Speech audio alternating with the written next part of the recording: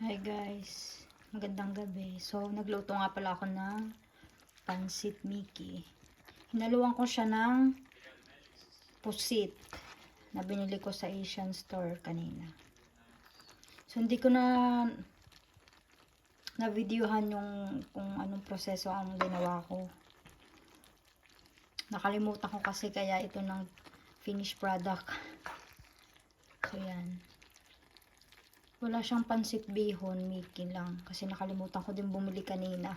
Yung pusit lang talaga yung naalala ko. Pero never mind, okay lang yun. So yan. Masarap naman siya. Pambaon to bukas sa trabaho. So yan. Tamang halo-halo lang. Pero okay na naman siya. Nawala sa isip ko yung pag-video eh. Ngayon ko lang biglang naisipan. So, yun nga. Okay naman yung pagpunta namin kanina sa Christmas opening sa UNSO. Masaya, madaming tao. Super nag-enjoy yung mga kids kasi nandun si Santa Claus.